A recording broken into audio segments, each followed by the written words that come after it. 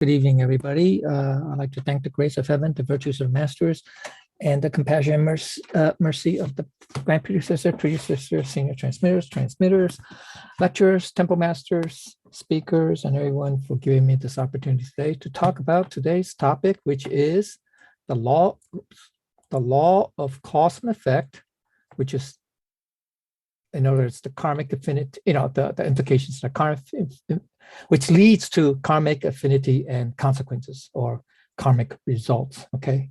Rewards, retribution, etc.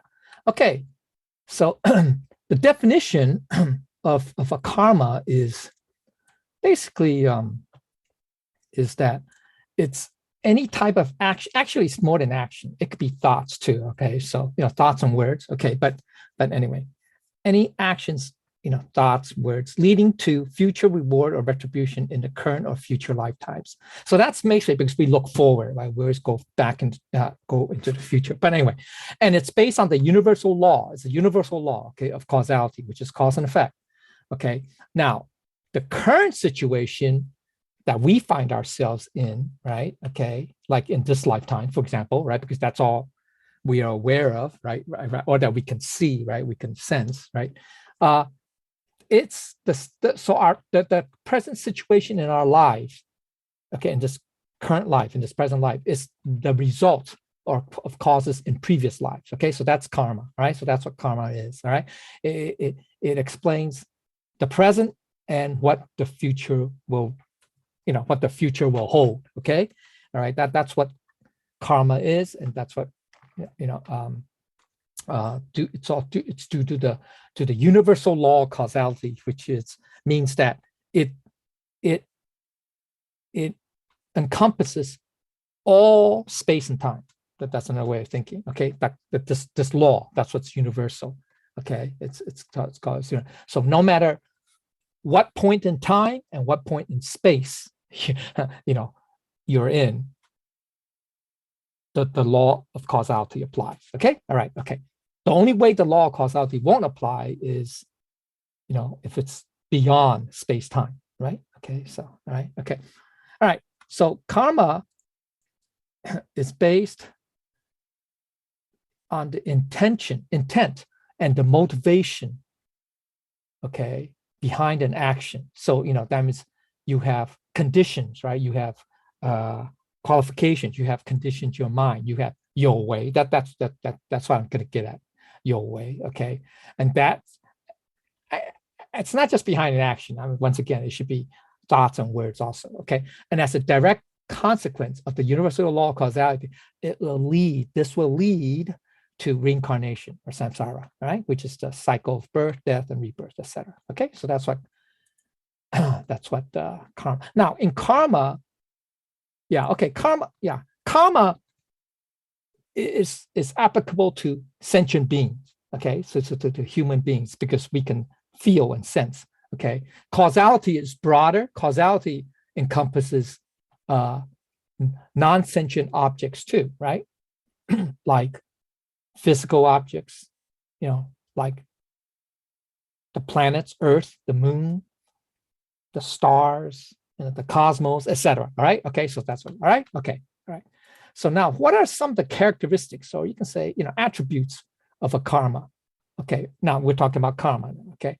So it can be good, all right? So that means, we get material gain, rewards, benefits, etc. Or it could be bad. We have material loss, physical, mental, or emotional distress or harm. All right, so that's what karma is. It can be good or it can be bad. It also, and there's a third point, but we'll talk about that at the end of this section. Now, what karma is based on a combination of primary and secondary or subsidiary causes. All right, so it's a mixture. It's a mix. So another way of saying, maybe I should, I don't want to, a primary cause would be, we say, the necessary. It's the necessary condition, okay? It fulfills a necessary condition, right? So like say, fire, for fire to burn, right? What's the primary cause? Some people say, gasoline, wood, cloth, any type of combustible materials. Well, that's not true, because these are all different items, but they all require, but there's one thing in common to have a fire. You need oxygen. So you can say oxygen would be the necessary component for fire, right? Oxygen, O2, right? Oxygen molecules, because it oxidizes. That's what combustion is, okay? Anyway, so that's the primary, you can say, ingredient, component, or cause for fire. You need oxygen, right? Okay. Then what are the secondary causes? Now, there are many. So like we say with the fire, you can say, yeah, gasoline, kerosene, oil, right? Or cloth, fiber, wood, etc. Those are all secondary, right?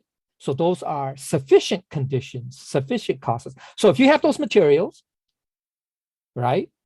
Dry wood, whatever, okay? Cloth, fuel, etc. Those are sufficient to start a fire. But without oxygen, you cannot start a fire.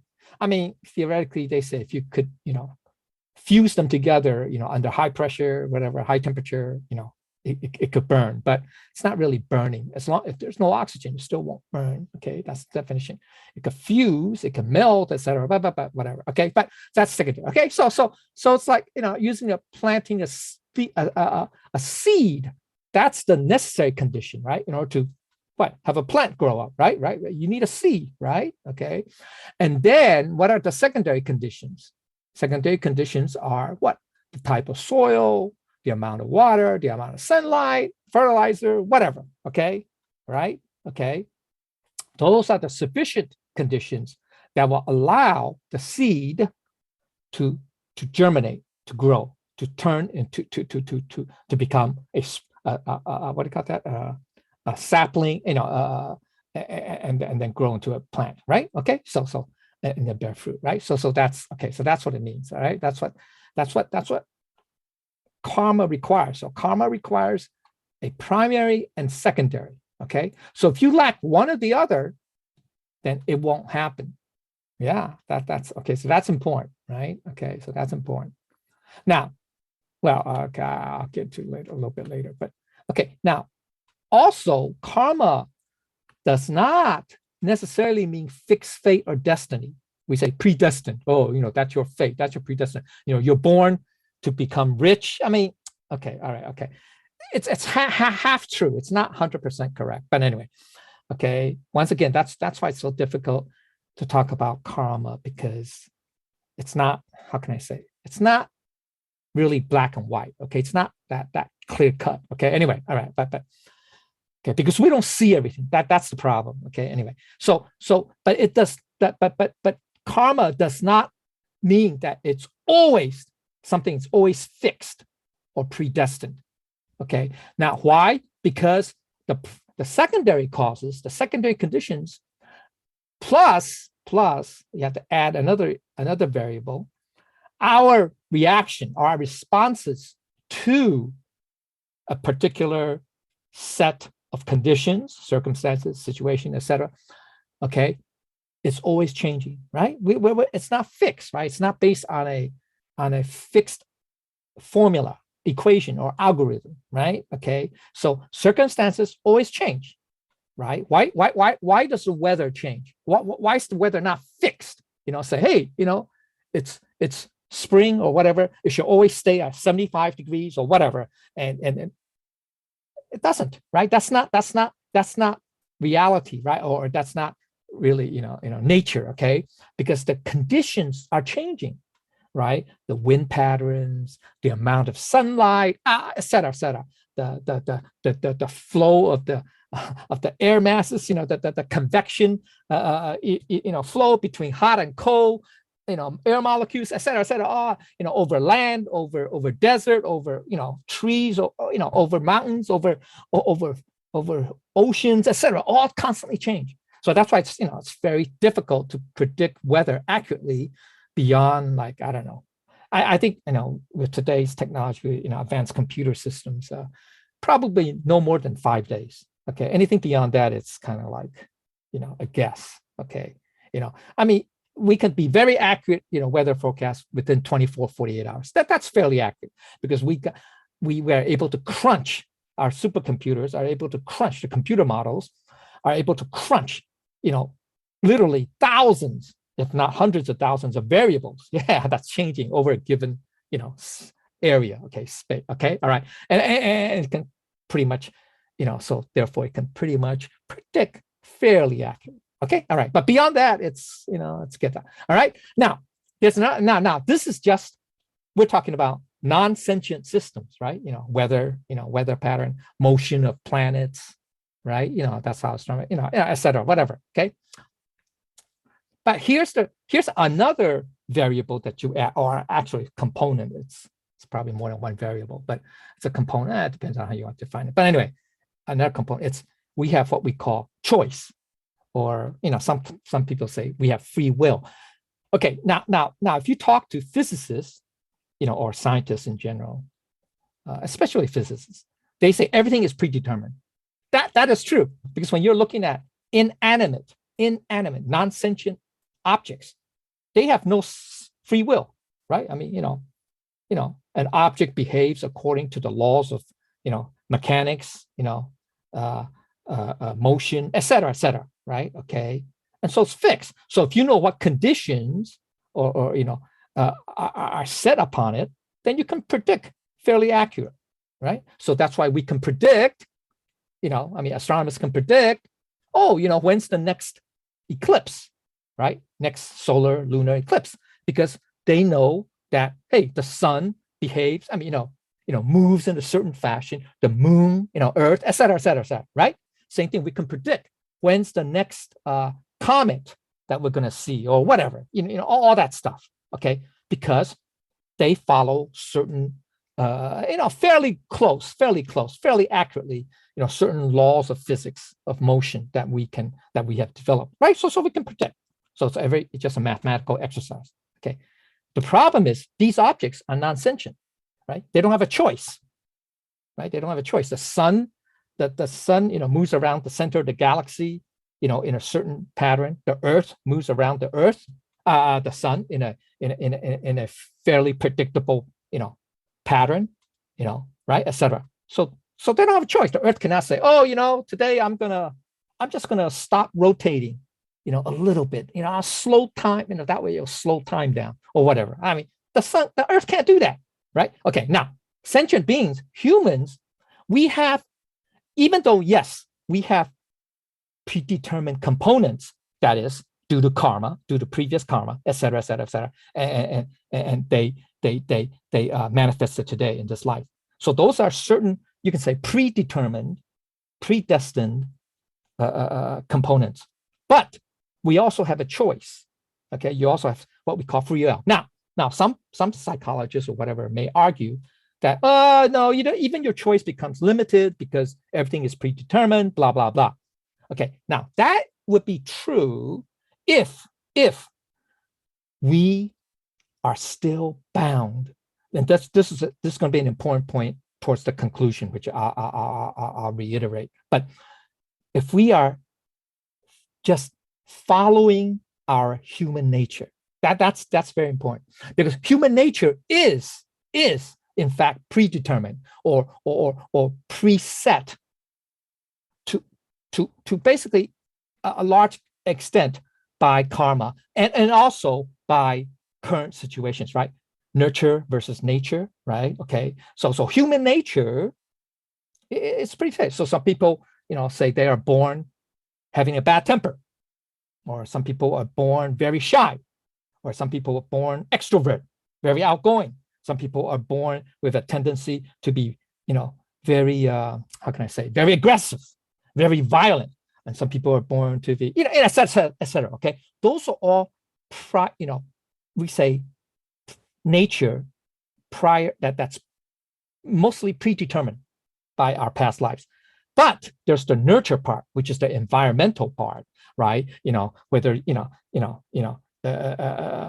what sort of parents you have, what sort of family, dynamics you have, et cetera, the friends you have, all that, the opportunities that may come and influence you or not, et cetera, all that, right? That's the nurture part. So it's a combination of that. But so to say that, yeah, all that kind of predetermines, or all those components predetermines nature, nurture, predetermines how we'll end up in life. That's true, I would say, it has one big qualification: if we follow our human nature. So as Tao cultivators, what Buddha taught, etc., how do you overcome that? How do we really have free will? How do you really have a choice to say, hey, I want to change my fate. I want to change my destiny, or something like that, right? Okay, and that is the key. That is the key to cultivation, and that's why we have to what? Not go back to our human nature, of course not, because not to rely on it, because that doesn't give us the answer. That doesn't, break us free from karma. Rather, we have to go to our Buddha nature. That's what true free will comes from. Okay, makes sense? So that's why we have to awaken, or be aware, be awakened, be aware of our Buddha nature, our true self, etc., etc. Okay, why? Because the Buddha nature transcends karma. It's not bound by karma. Yeah, it's not. Okay, all right. Okay, so that's why it's very important. That's why we, in cultivation, you're going to hear this again and again, which is we have to be awakened or mindful. Be awakened to our Buddha nature, or to our Bodhi mind, which is Puti Xing, Qifa Puti Xing. Okay, we have to do that. Okay, that is a necessary component, okay, for enlightenment. Because if you don't have that, you're not going to attain enlightenment. Okay, so that's very important. All right. So therefore, in order to really have true free will, to be able to change or alter our predetermined destiny, fate, etc., due to karma, due to the environment, etc., due to our human nature or whatever, okay, we must go back to our Buddha nature, to our Bodhi mind. Okay, that's very important. All right, so that's why it's very important. Okay, all right. Sorry about that. Okay, now what is so what is another aspect of karma? How do you describe karma? Because karma, the problem with karma is that it's rare in life that we get instant karma. I mean, yeah, there are. You jump off a cliff, you're gonna probably die, right? I mean, most likely, right? I mean, that's fine. That's simple. But a lot of things we don't see. I mean, we only see the results of karma, but we don't see its causes. Because why? The causes are hidden or came from previous lives, multiple lives. It could be multiple lives. We don't know. Okay. So that's the problem. So that's why a lot of people don't believe in karma, this idea of karma. Okay, anyway, all right, okay. But so what it is that it's a continuous process for the way in which one responds to these circumstances determines the quality of this present life as well as future ones. So it's continuous, okay? It's always constantly changing, okay? So each moment, each now is like a gestalt. Okay, what's a gestalt? Gestalt is a German, they use it in psychology, okay? How do I it's basically a gestalt is something like that. It's some kind of pattern. It could be a structure, a configuration, a pattern, or a physical, biological, or whatever phenomena that is so, how can I say, entwined, so entangled, so as to constitute a single unit, like a whole with properties that we cannot find determined by the sum of its parts. See, everything else in science, everything in the physical world, physical phenomena, what we can do is, we can sort of like predict, determine, or get an idea of this system or this entity or whatever, this system, by looking at its parts, by analyzing its parts. That's what analysis means. Okay, we can, finite element analysis example. I mean, that's an example. But anyway, okay. So when we look at the cosmos, we're wondering, wow, where do these these galaxies form? How do they become like that? Et cetera, et cetera. So we break it down. We analyze its different parts. Then we build up a theory, and then that's how we do it. And then we try to, and then we test that theory, okay, and then that's how we get. Okay, so that's the standard way of approach. But the problem karma, it can't be understood that way. Get it? Okay, so that's the problem. Okay, that's the problem. So in other words, the whole, that is the whole karma, the whole, entity called karma, right? Or phenomena called karma, is greater than the sum of its parts. So that's the, this is the, we call it, in mathematics, algebra, it's called the triangle inequality.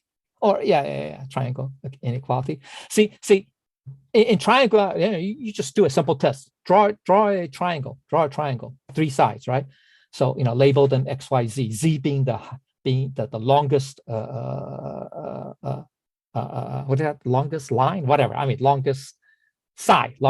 Okay. Anyway, so X. So in geometry, this is basic geometry. X plus Y is always greater or equal to Z, the longest. The 2 short sides are always equal to or greater than, right? If not, then that means they're all equal. I mean, it's one straight line. It's no longer a triangle. Right? Okay. Whereas this inequality is the reverse. It's really the 2 sides is less than or equal to Z. Okay. I mean, there's a very interesting implications of this, but anyway, okay, this is just geometry.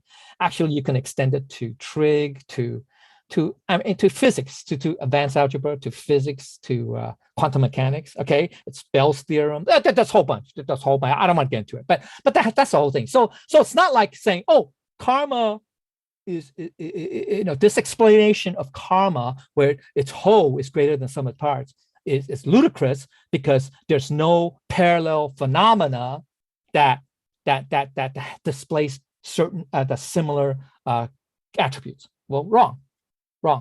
In quantum mechanics, in relativity, there are. Okay, so that's the problem. Okay, so anyway, all right. So anyway, I don't want to get too intellectual with this, but just to let you know. All right.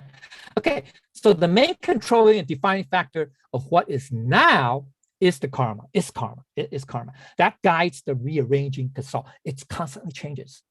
So that's what makes it's like a matrix. Think of it like a matrix. The matrix is always changing. It's always shifting, changing, whatever. It's variable. It's like a moving target. Okay. So therefore, the cause of the current gestalt is impossible to determine precisely, because it's the result of everything which just was, that's in the past, and is now.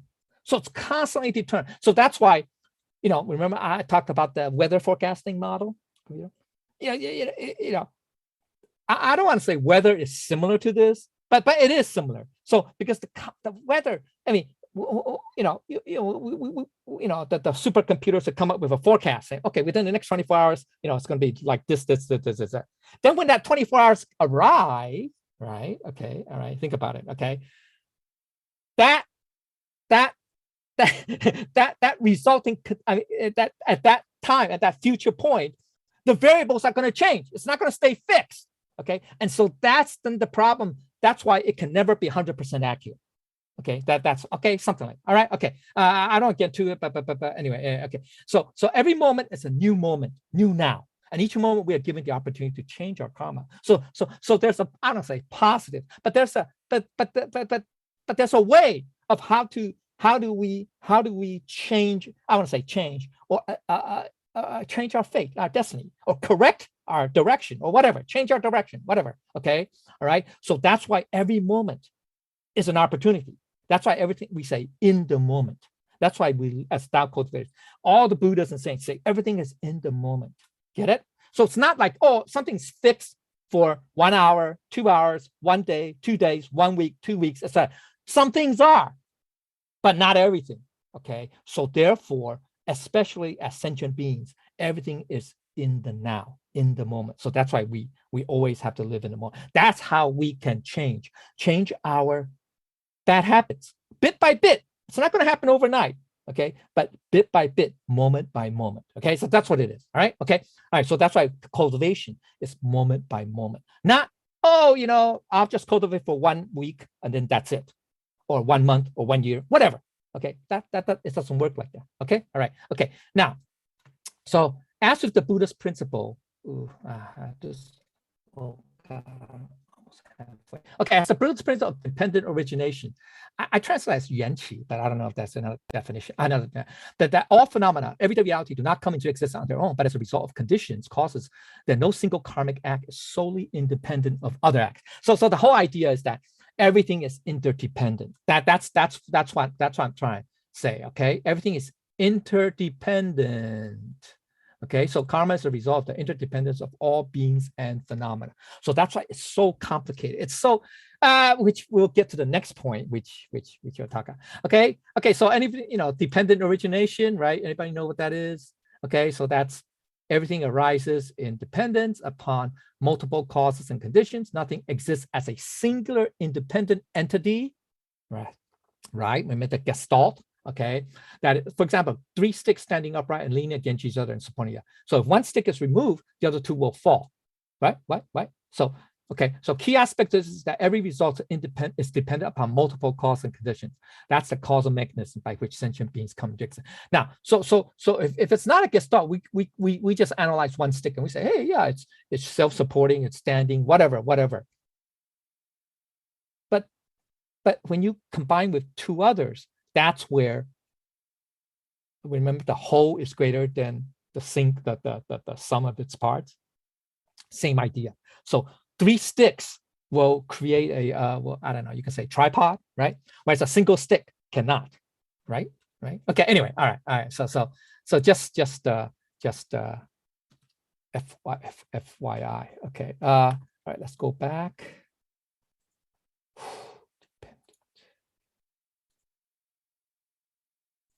Okay, all right. So the same thing is the 12 links of, right? We have the 12 links of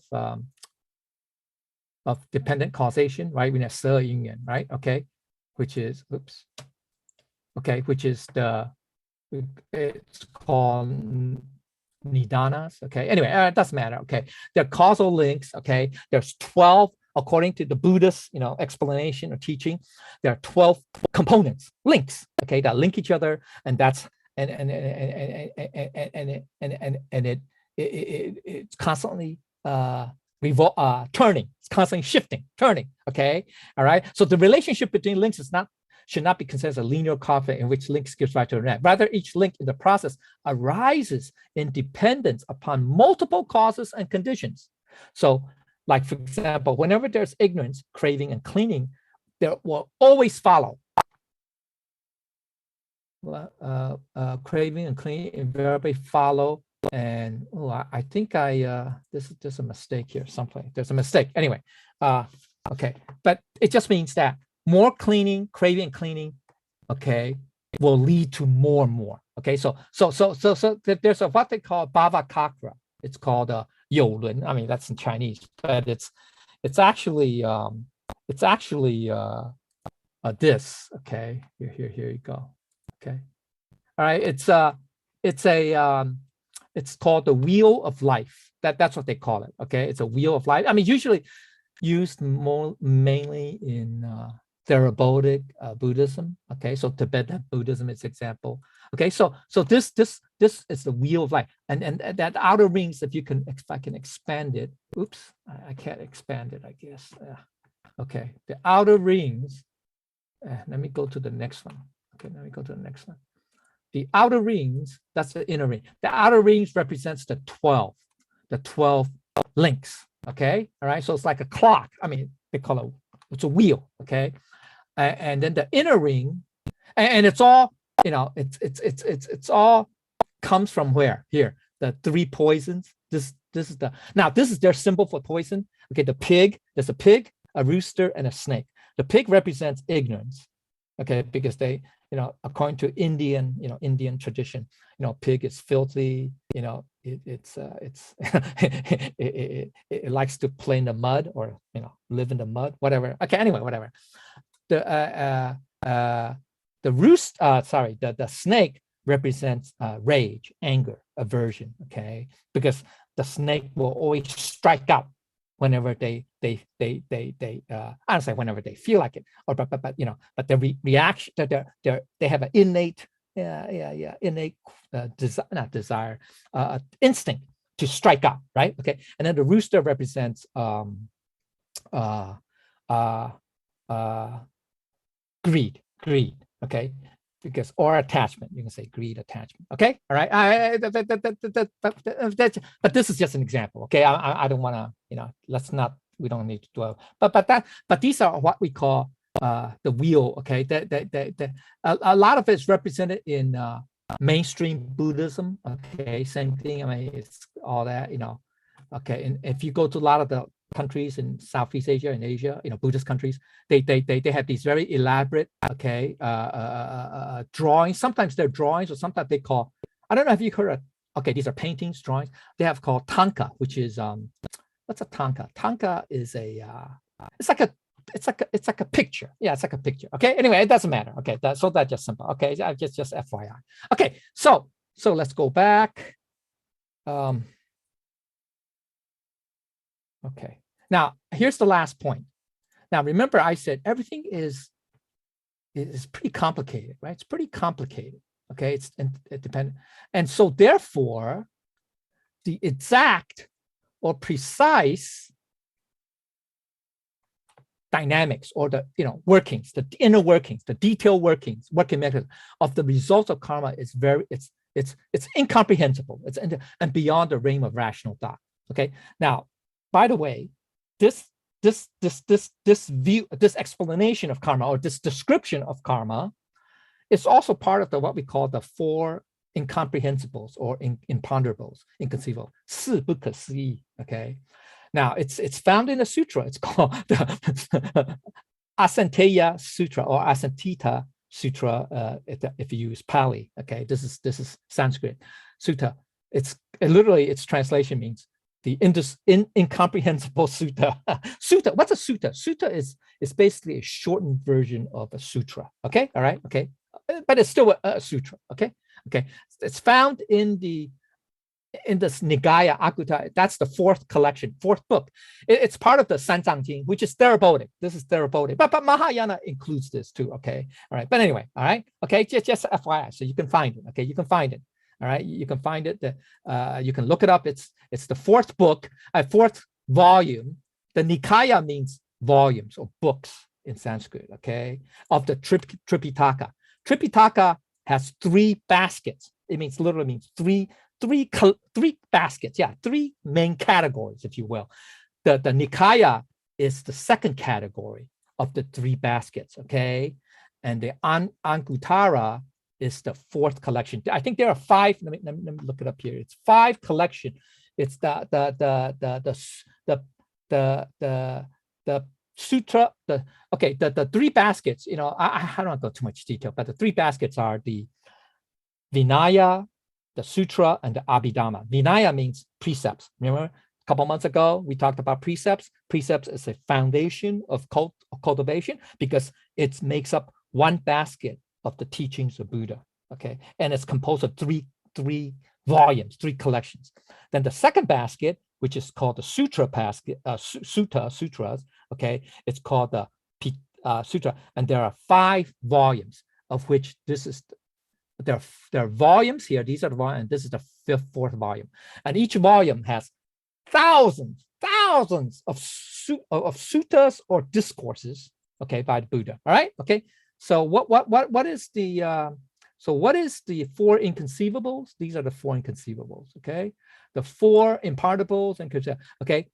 Here's where Buddha talk about karma. The exact dynamics is inconceivable, okay? For the results of karma, it's inconceivable. I mean, the other 3, but we need to. And the 4th one's interesting. That's where you get the noble silence. Okay, there are 14, 10, depending on which school. There are 10, 14, sometimes even 16 questions that the Buddha did not answer. Would not answer. It's called noble silence anyway. But anyway, that's just FYI. All right. So anyway, okay. So karma is very difficult to understand. Okay, so because of that. Okay, so even Buddha was saying that it's incomprehensible. You cannot rationally explain it. Okay. Anyway, all right. Okay.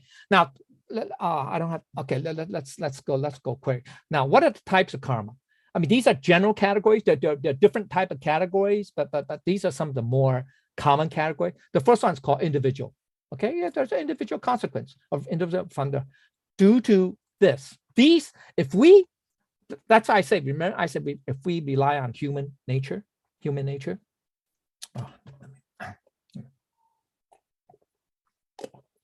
I said, remember, if we only rely on human nature, we will not break through the bounds of karma, or change our fate or destiny. It's because what? Human nature is comprised of these things, the 5 skandhas, right? There's forms, sensations, perceptions, or kind of mental formation and consciousness. Okay, I don't want to go into detail because this is a separate topic, but I just want to tell you why we as humans we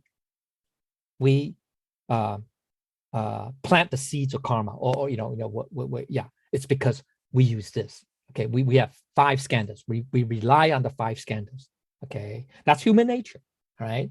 So that's why, when scientists or psychologists or whoever, sociologists say, oh, humans are still determined, their destiny, their fate, whatever it's because we rely on human nature, and so this is what happens. Okay, so we kind of like so they kind of like downplay the role that free will has on human behavior. Okay, now the only way to really have true free will is not to rely on our human nature, but as I said earlier, on the Buddha nature. Okay, so that's why we have. So that's why I say, even as human beings, okay, if we just rely on human nature, then yes, we are sort of like following a predetermined path, following our predetermined fate. Doesn't it? Get it? Whereas if we can awaken our Bodhi mind, awaken our Bodhi mind, Puti Xing, and display our Buddha nature, then that's when our free will come through. Okay, all right, okay, and then that's how you can change, because those are non-conditioned. Okay, but that's another topic to that. Okay, then there's collective. Okay, so there's individual, there's collective. All right, so there's collective. Okay, so that's why we say, hey, how come, on some horrible, disasters, why a group of people, either in an airplane, on a bus, in a car, on a ship, all die together. They're all strangers, right? Okay, and so that's collective. Okay, whatever. Okay. So it's just that. All right. So all right. So then there's another. It's called fixed. Now these are very serious forms of karma. Okay. Now in general, in theory, in principle, karmas are subject to change, because remember I say primary and secondary causes, right? Okay, the secondary causes come and go, right? Fluctuate, whatever. Okay, the primary is already planted, it's already done, but the secondary continues to what? Come and go, change, whatever, right? Okay, so the timing, could be different, whatever. But the fixed karma can only be changed in extraordinary circumstances, because it derives from an act committed simultaneously with mind, speech, and body. Yeah, so that's very important. So these are what you call the 10 evil deeds. I mean, that's what this is. Okay, so here the 10 evil, we could say 10 evil deeds or behaviors of the human. Okay, it's through the 3 poisons, which is in the mind, through our words or speech, right, which is the 4 vices of speech, and then the 3 evils or evil conducts of the body. That's the killing, robbery, and lust, or sexual. Okay, so these 10 are deadly. Deadly. Okay, the 10 deadly. I don't say 10 deadly sins or whatever. Okay, you can call that. So this will cause very severe or serious karma. Okay, get it? All right. So if we lie, so people say, how about lying? Oh, well, lying is here. Lying is one of them. What about gossiping? Yeah, gossiping is in here. What about slandering? Yes. What about cursing? Yeah, yes. Okay, so it's very important. All right. Okay. So now just remember, these 10, these 3 components are also, do you know that found in the part of can be rectified, or at least Buddha tries to talk about in his very first teaching. Remember the Noble Eightfold Paths? I think these are the first. Let's see, second, third, first, second, third, fourth, and fifth. I think third, fourth, and fifth, whatever. Okay, of the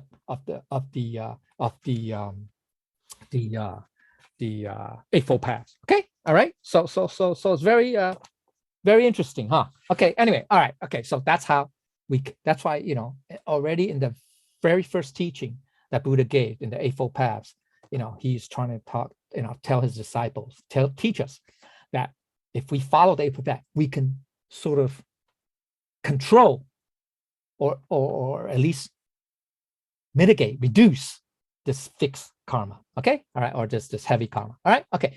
Then there's then there was, I say, remember the third, there's the, remember we say good or bad, karma can be good or bad, right? Usually, but there's also a neutral part, the third component. I mean, it's rare, but it's possible. All right. So there are ethically neutral, actions or behavior that's derived from prior lives. So, I mean, we all know who Mahakasyapa is, right? He was the first, you can say the first patriarch of Buddhism after Sakyamuni Buddha, Parinirvana, right? So he's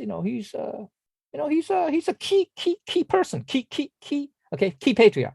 But they say this is, I mean, talked about in the Buddha's the sutras that talks about Buddha's disciples. It's called the Ititri Vaka or something. Anyway, it's hard to pronounce. But anyway, okay, all right. So he talked about how why Mahakasyapa has a tendency to, like, I don't know, sway, like, because they say in previous life he was a monkey. I mean, we don't know which previous life, but previous life. Okay, he was a monkey, believe it or not. Okay, all right. It's not funny because all of us at some point or another in the distant past lives, we were probably, animals too. Okay, so we shouldn't be, laughing. And then there's another one. There's an arhat called Gavampati. Literally, it means Lord of Cattle. Now, it gave him that title because it's appropriate because he, this is kind of gross, but he has a tendency to rechew his food, after he chewed it, and swallowed it, rechewed it, because he was an ox. He was a ox in his previous life. But believe it or not. Okay, anyway, it doesn't matter. All right. So it's kind of, I was gonna say this is kind of funny, but anyway. Okay. All right. Anyway, just to let you know. Okay. All right. Now, then there's also wholesome and wholesome karma. Now, wholesome karma are the actions that are committed without any motivation based on our wisdom, Buddha nature. So it's wu-wei. It's wu-wei. That's very important. Unqualified, non-qualified. And the reason why I introduced that, because there's a way to either improve or change our karma, and that is to have this. Okay, and that is to try to get this instead. All right. Okay, and how do you get it? We'll talk about it. In the, I think in the next two sections or whatever, two sections later. Okay. Anyway, then there's unwholesome. Now this is bad. So this is really bad. This means actions that are committed through greed, ill will, and ignorance. There are two types usually. There are evil by nature and those five. Okay, so an example of this unwholesome, I should put it down here, but we could say, let's say we took a vow. We took a vegetarian vow.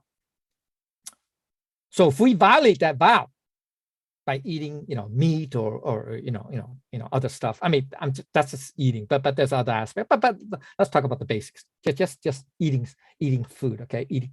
So if we eat meat after we've taken the vow, that's unwholesome. That could lead to unwholesome karma.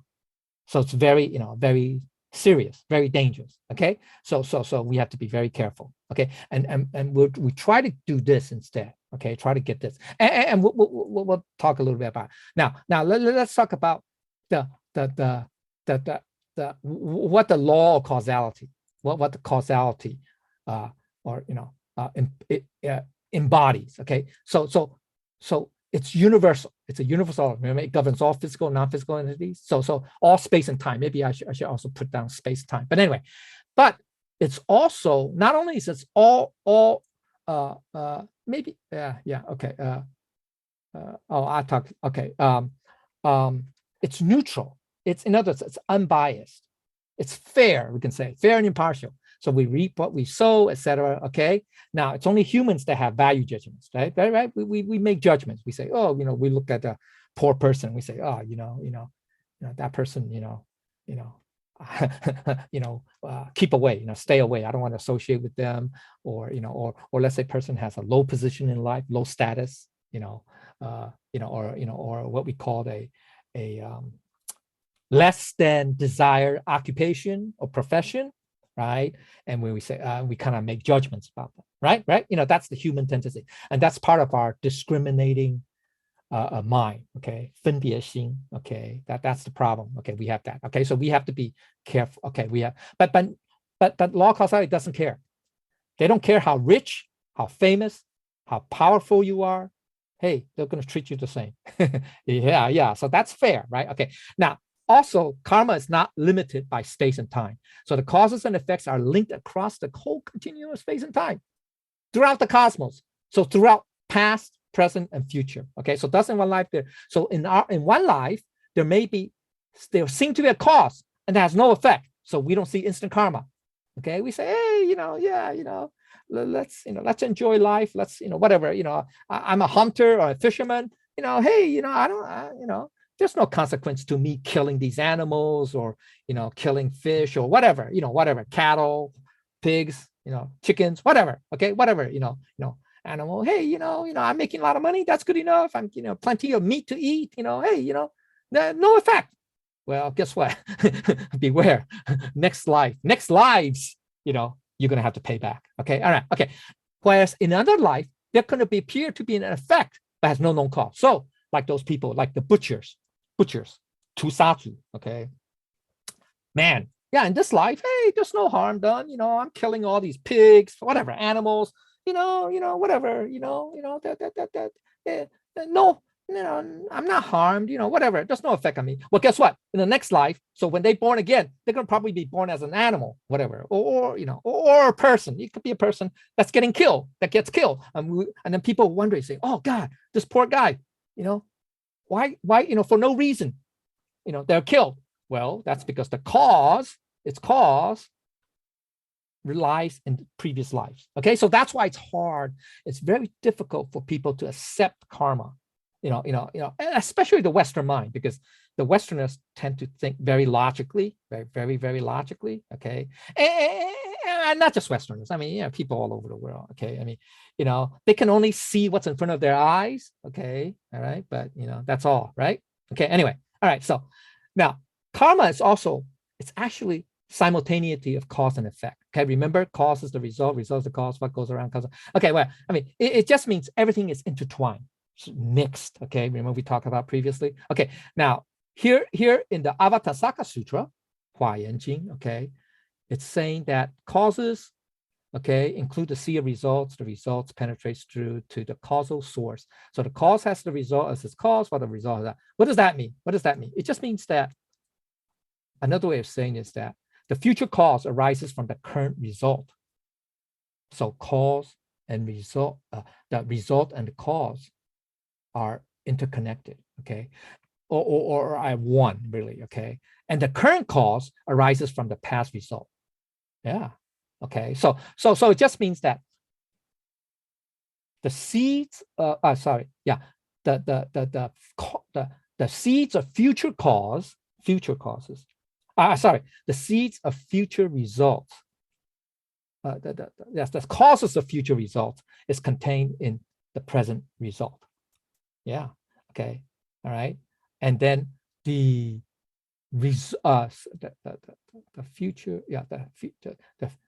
the cause of the future result is contained in today's result, whereas the result today's result is contained in the cause of it's contained in the previous result. Okay, so that's why so it's like planting seeds. Okay, so it's planting seeds. So the seeds, what will produce a fruit, but the fruit contains the seeds of future fruits, right? Same idea. Okay, same idea. Okay, all right. So therefore, the cause is result is cause. So as the sutras say, cause encompasses sea results, and the results expand back to the cause. Okay, also interdependence. Okay, karma is interdependent and interconnected through all phenomena. So if those of you who've attended the Lao Tzu's class, chapter 73, heavenly net. Okay, that's about the Laozi's heavenly net is vast, right? Heavenly net is vast and loose, and yet does not let anything slip through, right? Okay, so that's the last two phrases. Okay, anyway, or Indra's net, that's in the Avantasaka Sutra, okay? Or, a sea, a world in a grain of sand, heaven, whatever, an ocean and a drop of water, fractal geometry, butterfly effect, etc. Okay, I don't have time where we will, okay, I still have 3 more pages, 2.5 pages. Okay, so thus from items number 4, 5, and 6 above, these 4, okay, the logical and rational explanation of the inner workings of karma and its consequences is unfathomable and beyond the sphere of reason. So this is why, quote, even sages have difficulty explaining it, unquote. That came from the Tao Te Ching, okay? I think it's the 5th phrase, chapter 73, okay? All right, okay. Now, I don't have time for stories, but anyway, I have stories. I have anyway, but okay. So what does Sakyamuni Buddha said? He said, if you want to know the past or, to find out the cause, look at your present, which is the effect or the result. If you want to know the future result or effect, look at your present, which is the cause, okay? Now, there are 3 types of obstacles to cultivations called sanzang, okay? Which are afflictions, retributions, and karmic deeds, or just simply karma. So karma is the most dangerous. Why? Because when we start our cultivation, we may encounter a few obstacles or difficult. But as we cultivate deeper or more advanced, we encounter more and more. Why is this so? Why? It seems like it doesn't make sense, right? I'm very sincere, I'm very diligent, I'm very hardworking, I'm suffering, whatever, okay? And yet, it seems that my karma is getting more, or I'm getting more obstacles. Why is that? Okay, that's interesting. Actually, you are eliminating your karma. It's just that they all are, how can I say, pay it forward. If you have the expression, pay it forward, right? Okay, that means everything is how can I say, it's in advance. Okay, so instead of delaying to the next life or some future lives, everything is, all the karma that you have that will happen is being, how can I say, paid back early. Yeah, that's like that. Okay, so it's like paying your debts off early. Get it? Okay, so it's like saying, you have a mortgage, right? It takes 20 years and you end up paying, I don't know, 2-3 times, depending on the interest rate, of what the original amount you borrow, right? Right. So let's say, I don't know, let's say you borrow $1 million. You have to pay the $1 million principal, and you got to pay back $1 million in interest. So that's $2 million right there over what, 25, 30 years, something like that. Okay. But if you pay it back early, you pay the principal. Yeah, you still have to pay the full $1 million. But let's say you pay back in 10 years, you probably only owe 200. You're only going to pay additional $200,000-$300,000 in interest versus 1 million. Okay, so that same idea. Okay. So this is called the commutation of karma, or the lessening, or the reducing of heavy karma, or the mitigation or the reduction of into lighter karma. Yeah, that's how we change our destiny or our fate, or the reshuffling of future karma into current karma. Pay it forward. Everything's paid back forward. Okay, you pay early, so you pay less interest. Right? That's a good deal, right? So you don't have to say, I'm gonna, take, 5 future lifetimes to pay off my debt. That's why? Then you have to come back 5 times as a human being. Never mind in between, you may not be a human being. I don't know. Who knows? Okay. So all right. So that's why when this happens, it means that we count more. So this means that's progress. That's called progress. This is called progress in reducing our karma and also in changing our fate or destiny, changing direction. Okay, so that's why there's a saying, right? Enlightened beings fear causes while humans fear consequences, right? Because humans don't see the causes of the results causes. Okay, whereas enlightened beings understood the causes, so that's why they fear them. Okay, all right. Okay, so God, it's already almost 9. I don't have time. I'm sorry, but you can read this up on your own. Okay, so people, so Sakyamuni was talking to his cousin Ananda that, why do people, about how people who perform good deeds but are reborn in the underworld, while others create bad karma, and yet they're reborn in celestial heaven. Wow. Why is that? Well, because, so it seems unfair, right? But no, it's not really unfair. It's like I said, remember, karma is very, you can't dissect it that detailedly, that clearly. Okay, so here's what happened is that when those who perform good deeds are reborn in the underworld, it is because their good karma, they have good deeds, right? Good karma in this life has not yet matured. That's the problem. Okay, the time is not yet right for the good karma to happen. Okay, or to be rewarded.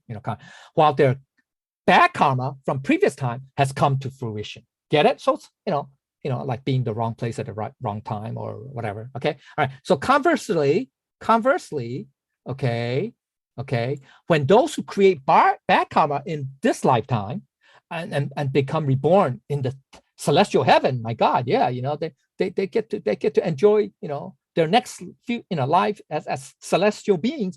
That's because their bad karma in this current life, in the life that they were in, has not reached fruition yet. Okay, the time is not yet right for them for the bad karma to bear retribution. Okay, to bear, while the good karma from the previous lives have matured, borne fruit. So therefore, see, so it's like that. But eventually, over time, now we're just talking about 2 lifetimes here, right? But eventually, over time, everything will be what?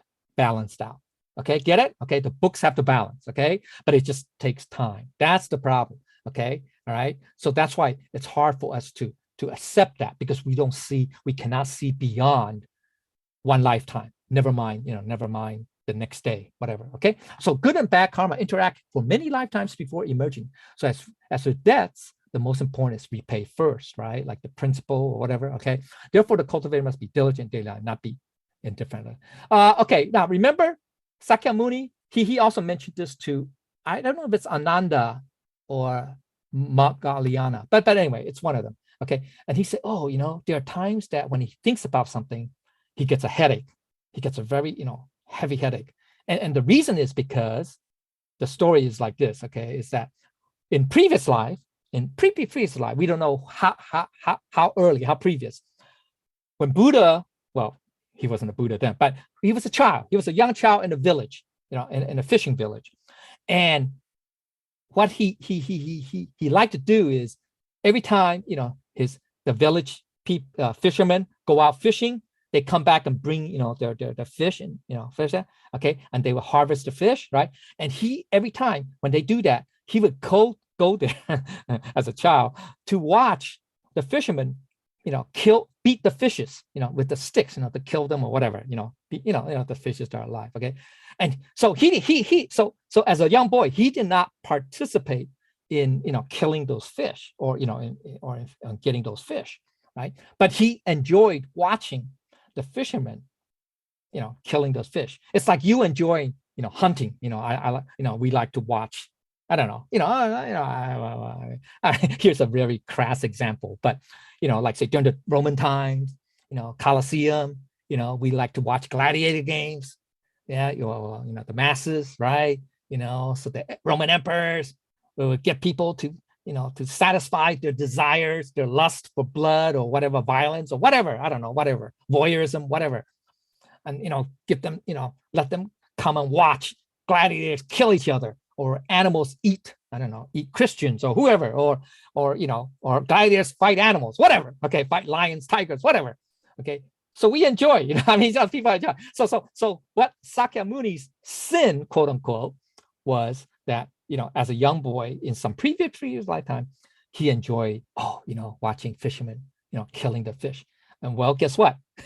So that's not a, a heavy karma. That's not serious karma, because he really didn't kill. He just had, it's more mental. It's more, he just had that I don't know, that he just took pleasure. Maybe that's another way of saying, took pleasure in watching, fishes, animal, getting killed. Okay, or fishes in this case.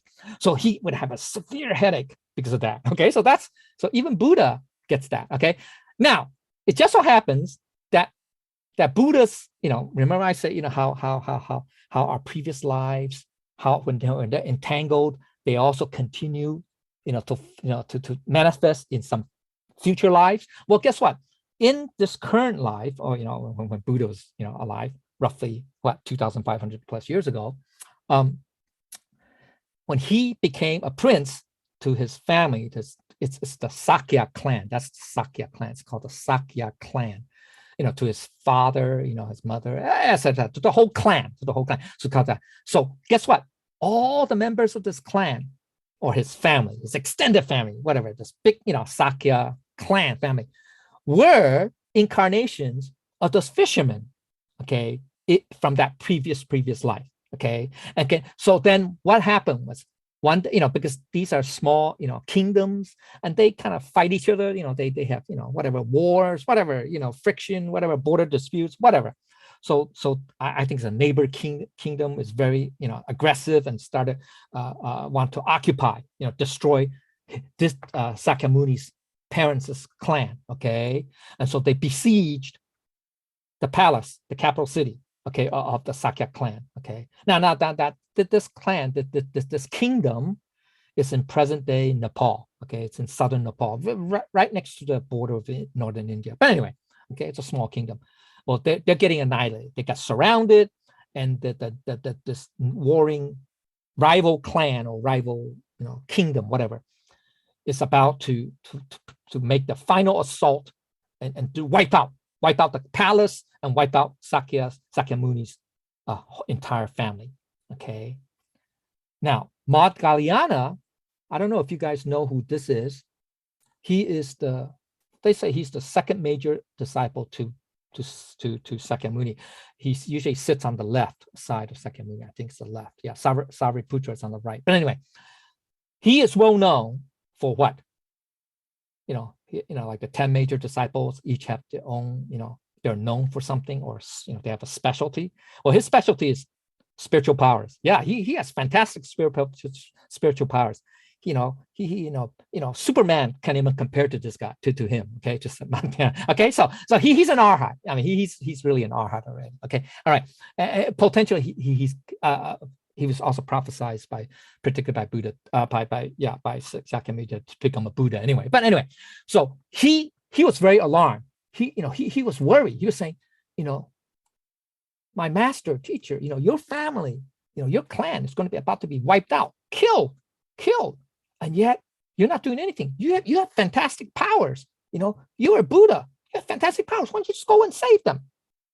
Buddha said, even he as a Buddha, as a Tathagata, okay, cannot alter, cannot change. I mean, cannot.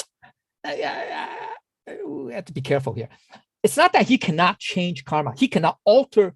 Now, this karma is very serious karma. Okay, that his clan is suffer. It's going to suffer. It's that. Remember previously we looked at serious fixed karma. Okay, serious heavy karma. He said even Tathagata, it's very difficult for them to change, to alter. They can maybe lessen a little bit, but they still cannot avoid it. The ultimate end, which is death. Okay, so or very you can say very grievous death. Okay, so that's what. But Maudgalyana, doesn't believe that. Said, no, you know what, Buddha, if you're not going to save your family, your clan, well, I'm going to do it. So he has special powers. Okay, so he transported himself to the palace. Okay, of Sakyamuni's clan palace, and he had a sack. It's a magical sack. Okay, he had a big sack, and he used the sack and gathered all his clan members, all Sakyamuni's family, boom, into his sack, and then he transported back to where they were, where before Buddha. Okay, where I guess in the monastery or something. Okay, and then he said, "Look, Buddha, I just saved your family, because the rival clan, the rival whatever kingdom, it's assaulting the capital and they're killing everybody. Okay, and they're burning the palace down to the ground. But I saved your family." And Buddha did not reply. Buddha just nodded his head. Okay, all right, and so Maudgalyana, he's feeling good about himself. Says, look, I saved, Buddha's family, clan, So he wants to show to Buddha. So he opened up the sack, and to his horror, the sack was filled with flesh, blood, and bones. Okay. So the story. That's a story. This is a well-known story. I'm sorry, I'm going over time a little bit, but anyway, okay. So maybe we can continue in the next class. But anyway, all right, because this is good, some good stuff to know. But anyway, all right. So the point is this: heavy karma, in this case, heavy karma, in this case, killing, about serious killing. Okay, remember, performed by those 10 evil deeds, right? 3 of the mind, 4 of the mouth, 3 of the body. Okay, especially murder, killing, in this case, it is so severe that even a Buddha cannot really change their karma in this lifetime when it's bearing fruit. Okay, that's because, well, first of all, his clan, did not really cultivate, right? Did not really, do anything to change their ways, okay, their destiny, okay. Remember, they follow human nature, right, and all that stuff, okay, all right. Also, even for Buddha, you cannot change. Maybe I should, but that's more knowledge. It's called the Sannan Sampunam, okay, the 3 possible and 3 impossible things that a Buddha can or cannot do. The 3 impossible things that Buddha cannot do is to eliminate karma altogether. Even a Buddha cannot eliminate. Yeah, a Buddha is beyond karma, but they cannot come into space and time and get rid of karma, eliminate it. Okay, they cannot. Now they can do something to, and here's where the, I would say gray area, but here's where the fine points are, is that fine lines are, is that Buddhas can help us change. Remember, we talk about here the commutation of all this, right? This stuff, right? Okay, heavy karma into light karma, etc., pay it forward, etc., all that stuff, early payment of debt, etc. But you need to have something to offer. You need to offer something. That's the key. And that's, what's that offering? It's not money. Money is not really, the key is, there are 2 key components. One is, it's called non-conditional, unqualified, wu wei. It means, wu wei, spontaneous. That means it has to come from our Buddha nature. So that's why it's so important when you want to, when we want to change our fate or destiny of karma, karmic fate or destiny, it has to come not from human nature, but the Buddha nature, the Bodhi mind, the Puti Xing, because that is non-conditioned. That's non-conditioned. Also, it's had to come from there. Okay, so that's where wu wei comes from. Okay, or that's where the wu wei quality exists, or okay, is there. Okay, then the second part is you have to perform virtuous merits.